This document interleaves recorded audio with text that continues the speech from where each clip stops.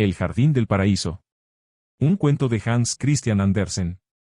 Érase una vez un príncipe, hijo de un rey, nadie poseía tantos y tan hermosos libros como él, en ellos se leía cuanto sucede en el mundo, y además tenían bellísimas estampas.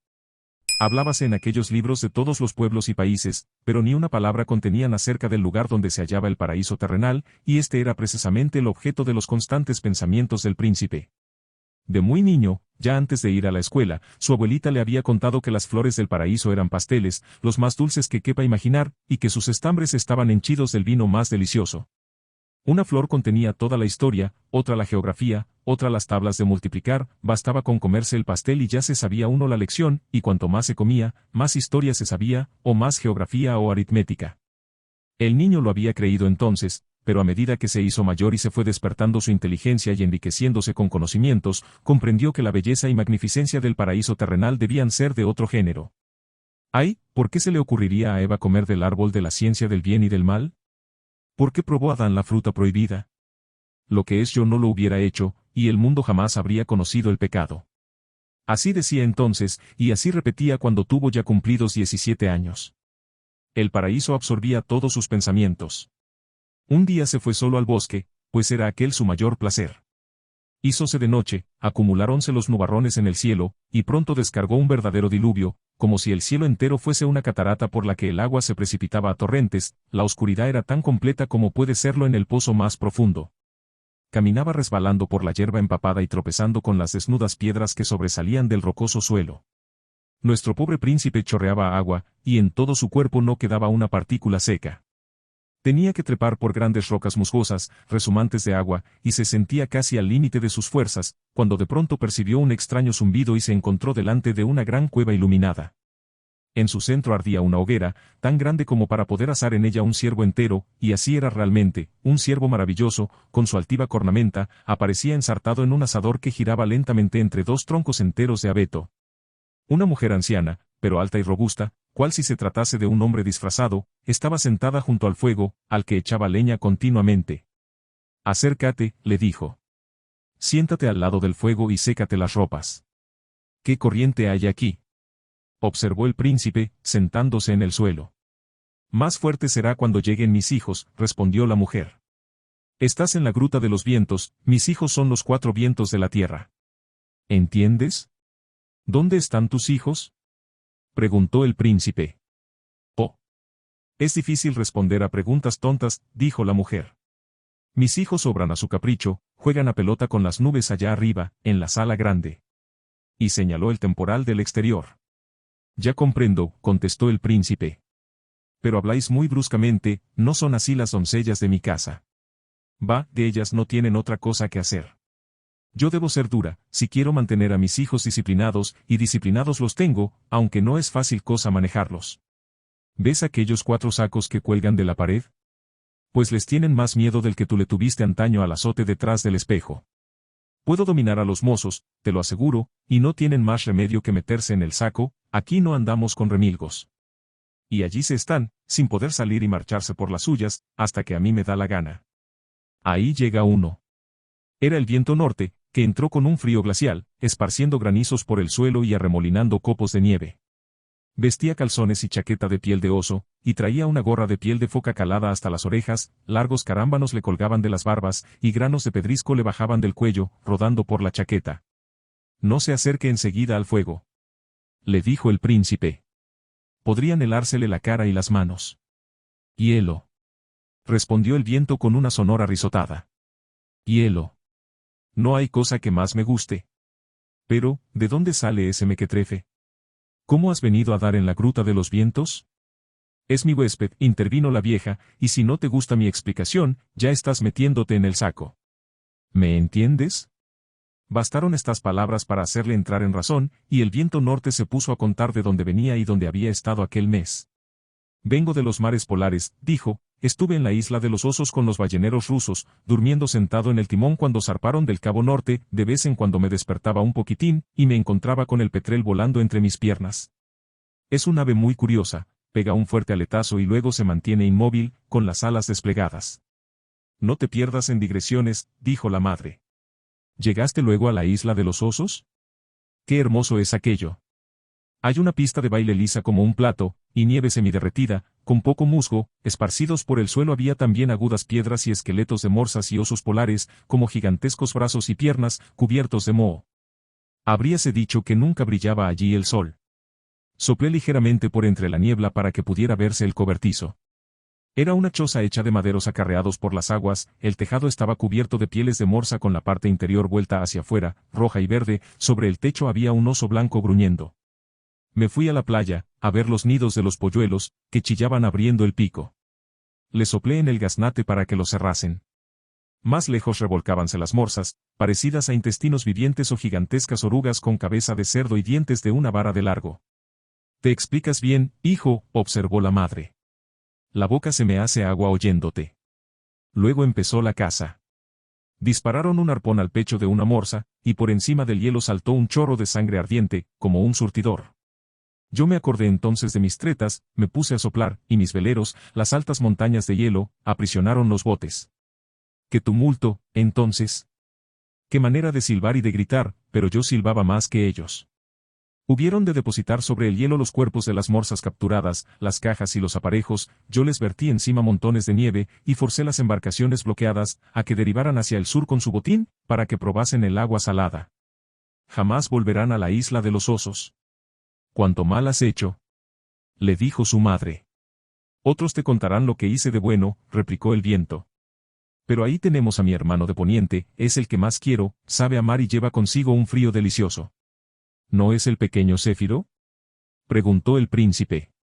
«Claro que es el Céfiro», respondió la vieja, «pero no tan pequeño. Antes fue un chiquillo muy simpático, pero esto pasó ya. Realmente tenía aspecto salvaje, pero se tocaba con una especie de casco para no lastimarse. Empuñaba una porra de caoba, cortada en las selvas americanas, pues gastaba siempre de lo mejor». «¿De dónde vienes?», preguntóle su madre. «De las selvas vírgenes», respondió, «donde los bejucos espinosos forman una valla entre árbol y árbol, donde la serpiente de agua mora entre la húmeda hierba, y los hombres están de más». «¿Y qué hiciste allí?». «Contemplé el río profundo, lo vi precipitarse de las peñas levantando una húmeda polvareda y volando hasta las nubes para captar el arco iris. Vi nadar en el río el búfalo salvaje, pero era más fuerte que él, y la corriente se lo llevaba aguas abajo, junto con una bandada de patos salvajes. Al llegar a los raviones, los patos levantaron el vuelo, mientras el búfalo era arrastrado. Me gustó el espectáculo, y provoqué una tempestad tal, que árboles centenarios se fueron río abajo y se hicieron trizas». «¿Eso es cuánto se te ocurrió hacer?», preguntó la vieja. «Di volteretas en las sabanas, acaricié los caballos salvajes y sacudí los cocoteros». «Sí, tengo muchas cosas que contar, pero no hay que decir todo lo que uno sabe, ¿verdad, vieja?». Y dio tal beso a su madre, que por poco la tumba, era un mozo muy impulsivo. Presentóse luego el viento sur, con su turbante y una holgada túnica de beduino. «¡Qué frío hace aquí dentro!», exclamó, echando leña al fuego. «Bien se nota que el viento norte fue el primero en llegar. Hace un calor como para asar un oso polar», replicó aquel. «Eso eres tú, un oso polar», dijo el del sur. «¿Queréis ir a parar al saco?», intervino la vieja. «Siéntate en aquella piedra y dinos dónde has estado». «En África, madre», respondió el interpelado. «Estuve cazando leones con los hotentotes en el país de los Cafres». «¿Qué hierba crece en sus llanuras, verde como aceituna?». «Por allí brincaba el ñu, un avestruz me retó a correr, pero ya comprendéis que yo soy mucho más ligero». «Llegué después al desierto de arenas amarillas, que parece el fondo del mar. Encontré una caravana, estaba sacrificando el último camello para obtener agua, pero le sacaron muy poca. El sol ardía en el cielo, y la arena, en el suelo, y el desierto se extendía hasta el infinito. Me revolqué en la fina arena suelta, arremolinándola en grandes columnas. ¿Qué danza aquella? Habrías visto cómo el dromedario cogía miedo, y el mercader se tapaba la cabeza con el caftán, arrodillándose ante mí como ante Alá, su Dios. Quedaron sepultados, cubiertos por una pirámide de arena. Cuando soplé de nuevo por aquellos lugares, el sol blanqueará sus huesos, y los viajeros verán que otros hombres estuvieron allí antes que ellos. De otro modo nadie lo creería, en el desierto». «Así, solo has cometido tropelías», dijo la madre. «Al saco». Y en un abrir y cerrar de ojos agarró al viento del sur por el cuerpo y lo metió en el saco. El prisionero se revolvía en el suelo, pero la mujer se le sentó encima, y hubo de quedarse quieto. ¿Qué hijos más traviesos tienes?, observó el príncipe. ¿Y que lo digas?, asintió la madre, pero yo puedo con ellos. Ahí tenemos al cuarto. Era el viento de levante y vestía como un chino. Toma, ¿vienes de este lado?, preguntó la mujer. Creía que habrías estado en el paraíso.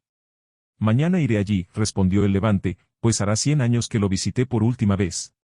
Ahora vengo de China, donde dancé en torno a la torre de porcelana, haciendo resonar todas las campanas. En la calle aporreaba a los funcionarios, midiéndoles las espaldas con varas de bambú, eran gentes de los grados 1 a 9, y todos gritaban, gracias, mi paternal bienhechor, pero no lo pensaban ni mucho menos. Y yo venga a sacudir las campanas, Xinxiang Tsu. Siempre haciendo de las tuyas, dijo la madre. Conviene que mañana vayas al paraíso, siempre aprenderás algo bueno. Bebe del manantial de la sabiduría y tráeme una botellita de su agua. Muy bien, respondió el levante. Pero, ¿por qué metiste en el saco a mi hermano del sur? Déjalo salir. Quiero que me hable del ave fénix, pues cada vez que voy al jardín del Edén, de siglo en siglo, la princesa me pregunta acerca de ella. Anda, abre el saco, madrecita querida, y te daré 2 bolsas de té verde y fresco, que yo mismo cogí de la planta. Bueno, lo hago por el té y porque eres mi preferido.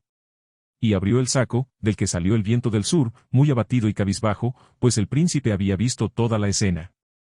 Ahí tienes una hoja de palma para la princesa, dijo. Me la dio el ave fénix, la única que hay en el mundo. Ha escrito en ella con el pico toda su biografía, una vida de 100 años. Así podrá leerla ella misma. Yo presencié cómo el ave prendía fuego a su nido, estando ella dentro, y se consumía, igual que hace la mujer de un hindú. Cómo crepitaban las ramas secas. Y qué humareda y qué olor. Al fin todo se fue en llamas, y la vieja ave fénix quedó convertida en cenizas, pero su huevo, que yacía ardiente en medio del fuego, estalló con gran estrépito, y el polluelo salió volando. Ahora es él el soberano de todas las aves y la única ave fénix del mundo. De un picotazo hizo un agujero en la hoja de palma, es su saludo a la princesa. Es hora de que tomemos algo, dijo la madre de los vientos, y, sentándose todos junto a ella, comieron del ciervo asado. El príncipe se había colocado al lado del levante, y así no tardaron en ser buenos amigos. Dime, preguntó el príncipe, ¿qué princesa es esta de que hablabas, y dónde está el paraíso? Oh, respondió el viento. Si quieres ir allá, ven mañana conmigo, pero una cosa debo decirte, que ningún ser humano estuvo allí desde los tiempos de Adán y Eva. Ya lo sabrás por la historia sagrada. Sí, desde luego, afirmó el príncipe. Cuando los expulsaron, el paraíso se hundió en la tierra, pero conservando su sol, su aire tibio y toda su magnificencia. Reside allí la reina de las hadas, y en él está la isla de la bienaventuranza, a la que jamás llega la muerte y donde todo es espléndido. Móntate mañana sobre mi espalda y te llevaré conmigo, creo que no habrá inconveniente. Pero ahora no me digas nada más, quiero dormir. De madrugada despertó el príncipe y tuvo una gran sorpresa al encontrarse ya sobre las nubes. Iba sentado en el dorso del viento de levante, que lo sostenía firmemente. Pasaban a tanta altura, que los bosques y los campos, los ríos y los lagos aparecían como en un gran mapa iluminado. «Buenos días», dijo el viento. Aún podía seguir durmiendo un poco más, pues no hay gran cosa que ver en la tierra llana que tenemos debajo. A menos que quieras contar las iglesias, destacan como puntitos blancos sobre el tablero verde. Llamaba tablero verde a los campos y prados. Fue una gran incorrección no despedirme de tu madre y de tus hermanos, dijo el príncipe. El que duerme está disculpado, respondió el viento, y echó a correr más velozmente que hasta entonces, como podía comprobarse por las copas de los árboles, pues al pasar por encima de ellas crepitaban las ramas y hojas, y podían verlo también en el mar y los lagos, pues se levantaban enormes olas, y los grandes barcos se zambullían en el agua como cisnes. Hacia el atardecer, cuando ya oscurecía, contemplaron el bello espectáculo de las grandes ciudades iluminadas salpicando el paisaje. Era como si hubiesen encendido un pedazo de papel y se viesen las chispitas de fuego extinguiéndose una tras otra, como otros tantos niños que salen de la escuela. El príncipe daba palmadas, pero el viento le advirtió que debía estarse quieto, pues podría caerse y quedar colgado de la punta de un campanario. El águila de los oscuros bosques volaba rauda, ciertamente, pero le ganaba el viento de levante. El cosaco montado en su caballo, corría ligero por la estepa, pero más ligero corría el príncipe. Ahora verás el Himalaya, dijo el viento. Es la cordillera más alta de Asia, y no tardaremos ya en llegar al jardín del paraíso. Torcieron más al sur, y pronto percibieron el aroma de sus especias y flores. Higueras y granados crecían silvestres, y la parra salvaje tenía racimos azules y rojos. Bajaron allí y se tendieron sobre la hierba donde las flores saludaron al viento inclinando las cabecitas, como dándole la bienvenida. ¿Estamos ya en el paraíso?, preguntó el príncipe. No, todavía no, respondió el levante, pero ya falta poco. ¿Ves aquel muro de rocas y el gran hueco donde cuelgan los sarmientos, a modo de cortina verde? Hemos de atravesarlos. Envuélvete en tu capa, aquí el sol arde, pero a un paso de nosotros hace un frío gélido. El ave que vuela sobre aquel abismo, tiene el ala del lado de acá en el tórrido verano, y la otra, en el invierno riguroso. Entonces, ¿este es el camino del paraíso?, preguntó el príncipe. Hundiéronse en la caverna, qué frío más horrible, pero duró poco rato, el viento desplegó sus alas, que brillaron como fuego. ¡Qué abismo! Los enormes peñascos de los que se escurría el agua, se cernían sobre ellos adoptando las figuras más asombrosas, pronto la cueva se estrechó de tal modo, que se vieron forzados a arrastrarse a cuatro patas, otras veces se ensanchaba y abría como si estuviesen al aire libre. Habríanse dicho criptas sepulcrales, con mudos órganos y banderas petrificadas. ¿Vamos al paraíso por el camino de la muerte?, preguntó el príncipe, pero el viento no respondió, limitándose a señalarle hacia adelante, de donde venía una bellísima luz azul.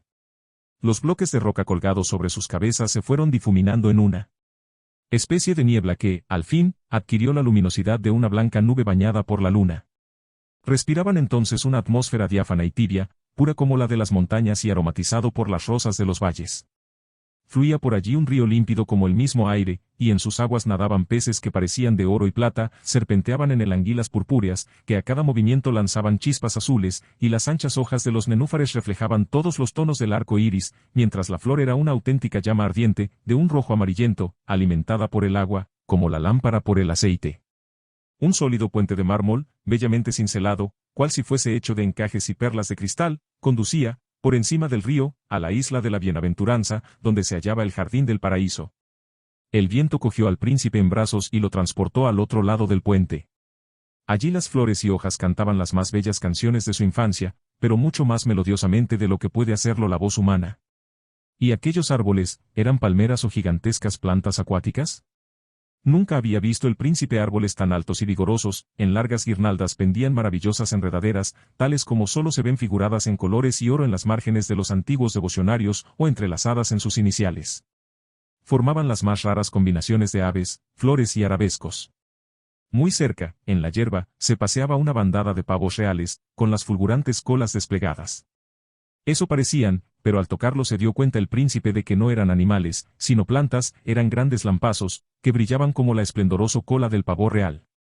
El león y el tigre saltaban como ágiles gatos por entre los verdes setos, cuyo aroma semejaba el de las flores del olivo, y tanto el león como el tigre eran mansos, la paloma torcaz relucía como hermosísima perla, acariciando con las alas la melena del león, y el antílope, siempre tan esquivo, se estaba quieto agitando la cabeza, como deseoso de participar también en el juego.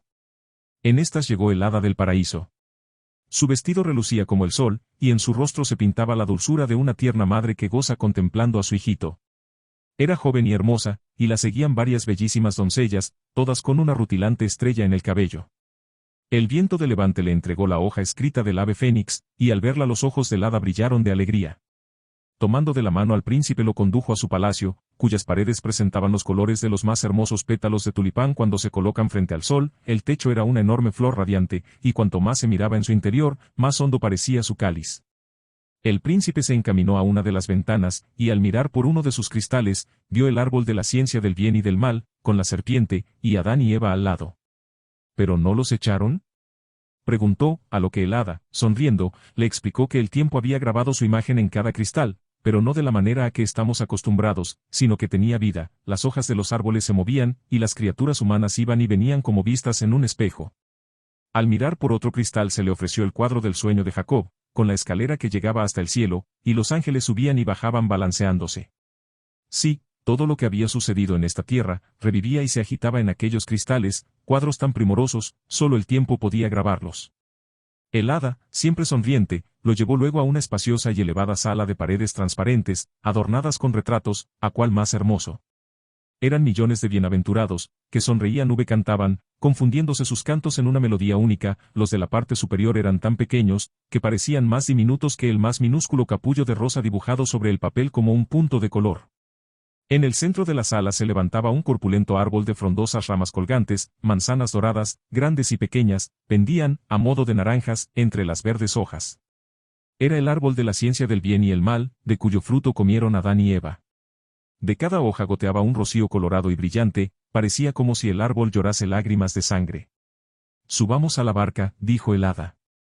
«Nos refrescaremos en las aguas ondeantes».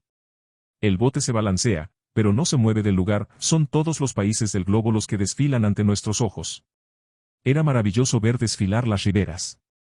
Pasaron los encumbrados Alpes cubiertos de nieve, con nubes y negros abetos, la trompa sonaba melancólicamente, y el pastor lanzaba al valle sus bonitas canciones tirolesas. Después, los plataneros inclinaron sobre la barca sus largas ramas colgantes, cisnes negros como azabache aparecieron flotando en el agua, y los animales y las flores más raras surgieron en la orilla. Era Australia, el quinto continente, que desfilaba con su perspectiva de montañas azules. Oyóse el canto de los sacerdotes, y vieron a los salvajes bailando al son de los tambores y las trompas de hueso. Pasaron también las pirámides de Egipto, con sus cúspides elevándose hasta las nubes, y columnas derribadas y esfinges medio sepultadas en la arena. Auroras boreales brillaron sobre los glaciares del norte, verdadero castillo de fuegos artificiales que nadie habría sido capaz de imitar.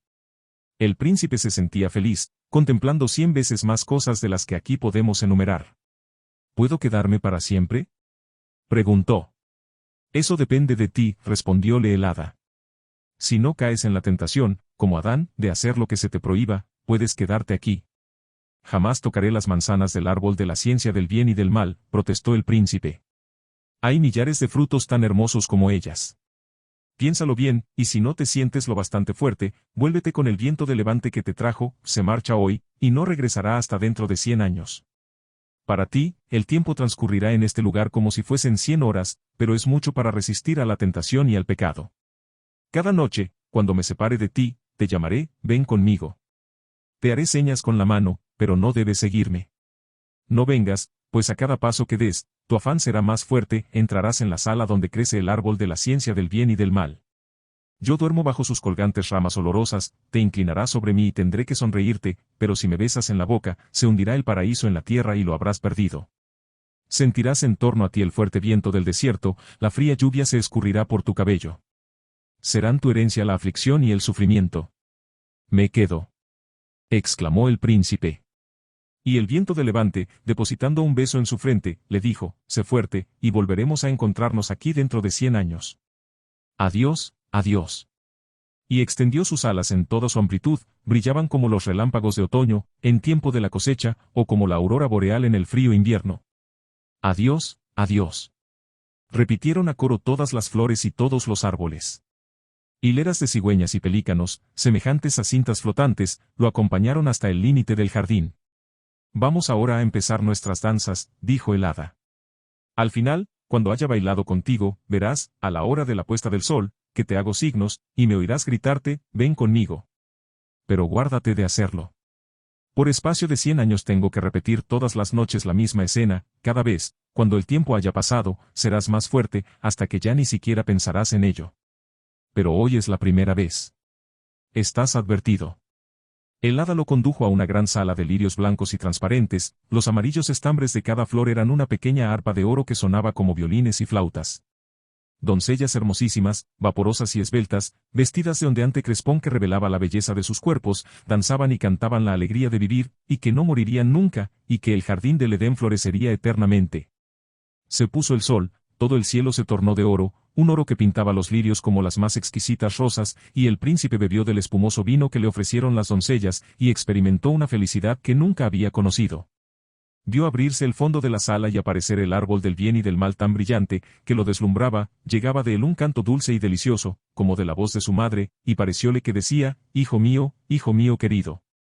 Entonces lo llamó el hada, cariñosa, ven conmigo, ven conmigo. Y él se precipitó a su encuentro, olvidándose de su promesa ya la primera noche, mientras ella no cesaba de hacerle señas y sonreírle. El aroma que lo envolvía se hizo más intenso, las arpas sonaban más melodiosamente aún, y fue como si millones de cabecitas sonrientes, desde la sala donde crecía el árbol, lo saludasen cantando, hay que conocerlo todo. El hombre es el señor de la tierra. Y no eran ya lágrimas de sangre lo que caía de las hojas del árbol de la ciencia del bien y el mal, sino centelleantes estrellas rojas, por lo menos, así le parecían. Ven. Ven, resonaban las llamadas, frenéticas, y a cada paso sentía el príncipe mayor ardor en sus mejillas y más violencia en el movimiento de su sangre. No puedo evitarlo. Dijo. No es pecado, no puede serlo. ¿Por qué no seguir a la belleza y al placer? Quiero verla dormida. Nada se perderá con tal que no la bese, y eso sí que no lo haré, soy fuerte, y mi voluntad es firme. El hada se quitó el radiante vestido y, apartando las ramas, en un instante quedó oculta tras ellas. Todavía no he pecado, díjole el príncipe, y no quiero hacerlo. Y, a su vez, separó las ramas. Ella dormía ya, bellísima como solo puede ser el hada del jardín del paraíso. Sonreía en sueños, el mozo se inclinó sobre ella y vio lágrimas temblar entre sus párpados. ¿Lloras por mí?, murmuró. No llores, mujer celestial, ahora comprendo la felicidad del paraíso, corre por mi sangre, está en mis pensamientos, siento en mi cuerpo la fuerza del querubín y de la vida eterna, aunque haya de pagarlo con la noche perpetua, un instante como este lo compensa con creces. Y besó las lágrimas de sus ojos, y sus labios se posaron en los del hada. Retumbó entonces un trueno, terrible y escalofriante como nadie oyera jamás, y todo se desplomó, la hermosa hada y el esplendente paraíso se hundieron lentamente. El príncipe los vio desaparecer en la noche tenebrosa, como una diminuta estrella rutilante brilló lejos, muy lejos. Un frío de muerte recorrió su cuerpo, cerró los ojos y cayó desmayado. Cuando recobró el sentido, le caía en el rostro una violenta lluvia, y un viento fortísimo soplaba sobre él. ¿Qué he hecho?, suspiró. He pecado como Adán.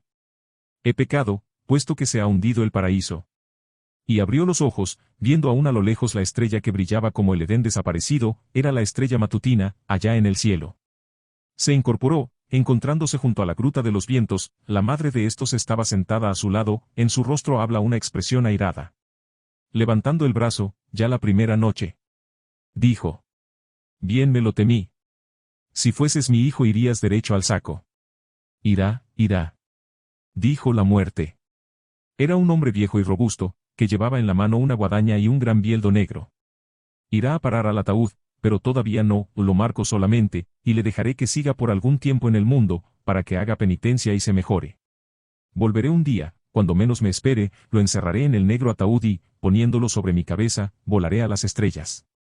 También allí florece el jardín del paraíso, y si ha sido bueno y piadoso entrará en él, pero si hay perversión en sus pensamientos, y en su corazón mora aún el pecado, será precipitado, dentro de su féretro, más abajo de lo que cayó el paraíso, y solo una vez cada 1000 años iré a buscarlo, para hundirlo más todavía, o para conducirlo a la estrella que brilla allá arriba.